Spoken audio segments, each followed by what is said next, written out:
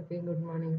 നമ്മൾ ബിൽഡിംഗ് മെറ്റീരിയൽസിലെ uses of clay products എന്ന ടോപ്പിക്കിൽ നിന്നാണ് ക്വസ്റ്റ്യൻസ് ഡിസ്കസ് ചെയ്യുന്നത്. അപ്പോൾ എല്ലാവരും ക്ലാസ് ഒക്കെ കേട്ടല്ലോ ക്ലേ പ്രൊഡക്ട്സിൻ്റെ. നമുക്കിനി എൻ്റെ ക്വസ്റ്റ്യൻസിലോട്ട് പോവാവേ. ഫസ്റ്റ് ക്വസ്റ്റ്യൻ നോക്കി, the clay product manufactured from ordinary clay. നമ്മൾ പറഞ്ഞ first point ordinary clay. It is manufactured from ordinary clay mixed with sand and crushed pottery. എന്തായിരുന്നു? Earthen ware. ഫസ്റ്റ് ഡിസ്കസ് ചെയ്തത് അല്ലേ? എർത്തൺ വെയറെ പറ്റി നമ്മൾ ആദ്യം പഠിച്ച് നമ്മൾ പറഞ്ഞ ഓർഡിനറി ക്ലേ സാൻഡും ക്രഷ്ഡ് പോട്ടറിയായിട്ട് മിക്സ് ചെയ്ത് ലോ ഹീറ്റിൽ എന്താണ് നമ്മൾ ബേൺ ചെയ്തിട്ട് പതുക്കെ സ്ലോ ആയിട്ട് കൂൾ ഡൗൺ ചെയ്തെടുക്കുമ്പോൾ കിട്ടുന്ന ആരാണ്? എർത്തൺ വെയർ ആണ് അല്ലേ? നമ്മുടെ first question answer earthen ware. അടുത്ത എന്താ?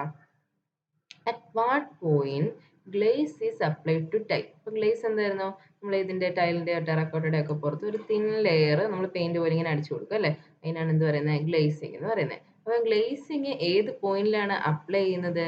ഫയറിംഗ് സ്റ്റേജിലാണ് അപ്ലൈ ചെയ്യുന്നത്. ഏത് സ്റ്റേജിലാണ് ഗ്ലേസിങ് അപ്ലൈ ചെയ്യുന്നത്? ഫയറിംഗ് സ്റ്റേജിലാണ് നമ്മൾ എന്ത് ചെയ്യുക? ഇതിന്റെ പുറത്ത് എർത്തൺ വെയറിന്റെ ഒക്കെ പുറത്ത് ഗ്ലേസിങ് അപ്ലൈ ചെയ്ത് കൊടുക്കുക.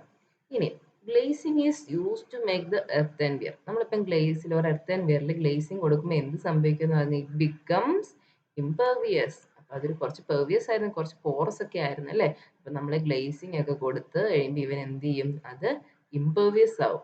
ഓക്കെ, ഇനി അടുത്ത ക്വസ്റ്റ്യൻ നോക്കി. Glazing of clay product is achieved by throwing sodium chloride in kiln at a temperature. അപ്പം ഗ്ലേസിങ് നമ്മൾ പറഞ്ഞല്ലേ, നമ്മൾ സോഡിയം ക്ലോറൈഡ് വെച്ചിട്ട് ഗ്ലേസിങ് ചെയ്യാറുണ്ട്.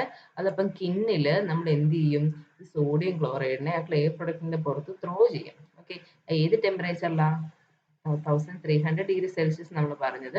പക്ഷെ ഇവർ റേഞ്ച് ആയിട്ട് തന്നേക്കുന്നത് 1200, അറൌണ്ട് 1300°C എന്ത് ചെയ്തെടുക്കുക?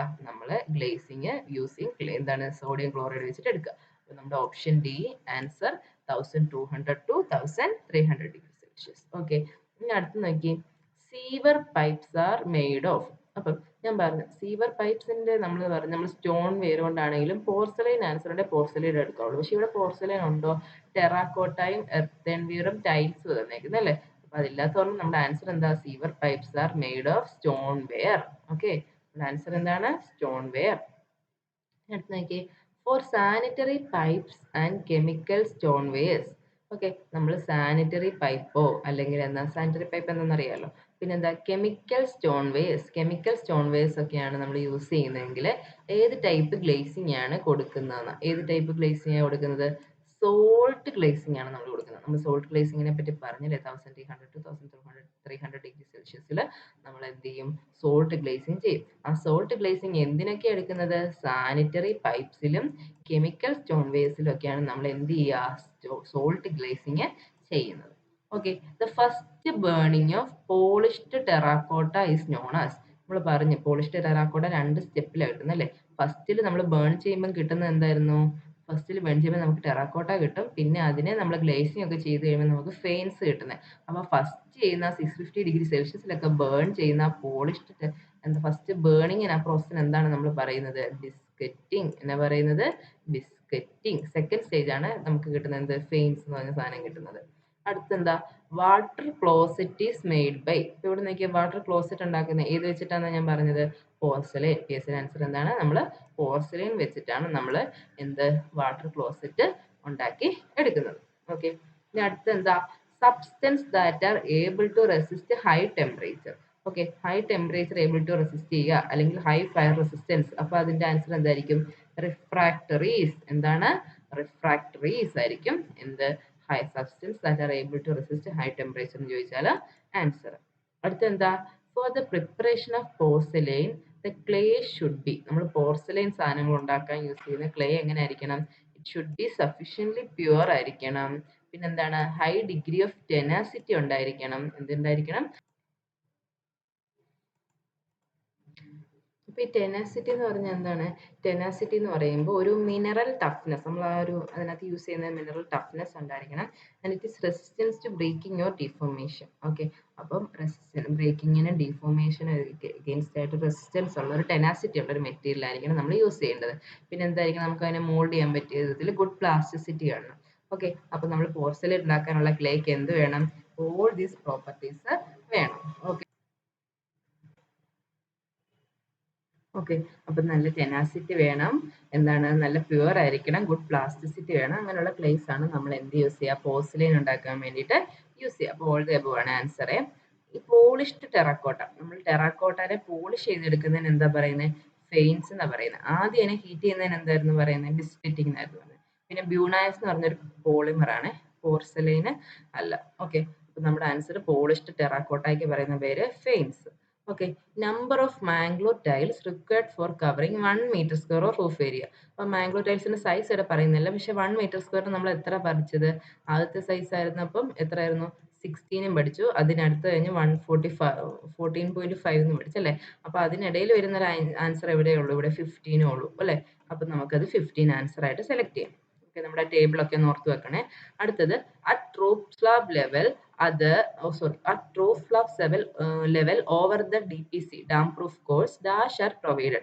നമ്മൾ തമിഴ്നാട്ടിലൊക്കെ ഞങ്ങൾ താമസിക്കുന്ന ഏരിയയിലൊക്കെ ആണെങ്കിൽ അപ്പൊ ഈ റൂഫ് സ്ലാബിന്റെ മേളിൽ എന്ത് കൊടുക്കും? ഒരു സാധനം കൊടുക്കും, ഒരു ടൈല് പോലൊരു സാധനം, നമ്മൾ ഈ തറയോടം എന്നൊക്കെ പറയും. ഓക്കെ, അപ്പൊ ഇതെന്താണ്? ഡാം പ്രൂഫ് കോഴ്സിന് മേളിൽ. ഓക്കെ, ഡാം പ്രൂഫ് കോഴ്സ് നമ്മൾ പെയിന്റിങ് പോലെ പ്രൊവൈഡ് ചെയ്യുന്നത്. അതിന്റെ മേളിൽ നമ്മൾ എന്ത് കൊടുക്കും? നമ്മൾ ടൈൽസ് കൊടുക്കും. എന്തിനാന്ന് വെച്ച് കഴിഞ്ഞാൽ ഒത്തിരി ചൂടുള്ള സ്ഥലത്തൊക്കെ ആണെങ്കിൽ ഈ തറയോടൊക്കെ ഇട്ട് കഴിഞ്ഞാൽ ആ ചൂട് താഴോട്ട് പോകുന്ന കുറേ താഴെ കുറച്ച് കൂളിംഗ് ആയിട്ട് കിട്ടും. അതിന് വേണ്ടിയിട്ടാണ് നമ്മൾ ഈ ടൈൽസ് ഒക്കെ പ്രൊവൈഡ് ചെയ്യുന്നത് കേട്ടോ. നമ്മുടെ നാട്ടിലൊക്കെ അങ്ങനെ യൂസ് ചെയ്ത് ഞാൻ കണ്ടിട്ട് കുറവാണ്. നമ്മുടെ നാട്ടിൽ അത്ര ചൂട് വരുന്നില്ലല്ലോ. ഇവിടെയൊക്കെ നല്ല ചൂടുള്ള കാരണം മിക്ക വീടിന്റെ മേളിലും അങ്ങനെ യൂസ് ചെയ്യുന്നത് ഞാൻ കണ്ടിട്ടുണ്ട്. ഓക്കെ, ഇനി അടുത്ത് നോക്കിയേ. Which of the following have semicircular corrugations in longitudinal direction? അപ്പോൾ ലോഞ്ചിറ്റ്യൂഡിനൽ ഡയറക്ഷനിൽ സെമി സർക്കുലർ കൊറിഗേഷൻസ് വരുന്ന ഏതിനായിരുന്നു? പോട്ട് ടൈൽസ് അല്ലേ? പോട്ട് ടൈൽസ് നമ്മൾ പറഞ്ഞു, ഇങ്ങനെ കർവ്ഡ് ആയിട്ടിരിക്കുന്നതാണ് പോട്ട് ടൈൽസ് എന്ന് പറഞ്ഞല്ലേ? അപ്പം പോട്ട് ടൈൽസ് ആണ്. എം ബി ടൈൽസ് എന്ന് പറഞ്ഞു കഴിഞ്ഞാൽ നമ്മുടെ മാംഗ്ലൂർ ടൈൽസ് തന്നെയാണ്. പാൻ ടൈൽ എന്തായിരുന്നു? നമ്മൾ എന്താ പാൻ പോലെ, അതായത് എന്താ റെക്ടാങ്കുലർ ഷേപ്പിലൊക്കെ ഇരിക്കുന്നതായിരുന്നു പാൻ ടൈൽ. സിയാൽകോട്ട് ടൈൽ അല്ലേ? സിയാൽകോട്ട് ടൈൽ എന്ന് പറഞ്ഞിട്ടില്ല, സിയാൽകോട്ട് കിൻ എന്ന് പറഞ്ഞിട്ടുണ്ട്. ഓക്കെ, അത് കിന്നിൽ നിന്ന് ഉണ്ടാക്കുന്നതായിരിക്കണം സിയാൽകോട്ട് ടൈൽസ്. പക്ഷെ അങ്ങനെ ടൈലിന്റെ ക്ലാസിഫിക്കേഷൻ ഞാൻ കണ്ടില്ല, നമ്മൾ പഠിച്ചത്. ഓക്കെ, ഇനി അടുത്ത് നോക്കി. Maximum water absorption for class class A type roof tile. Class A type roof ടൈലിന് എത്രയായിരുന്നു? 24% ആയിരുന്നു. 90% ആർക്കായിരുന്നു? ക്ലാസ് എക്കായിരുന്നു. ഓക്കെ, അപ്പം ക്ലാസ് എക്കായിരുന്നപ്പോൾ എത്രയായിരുന്നു?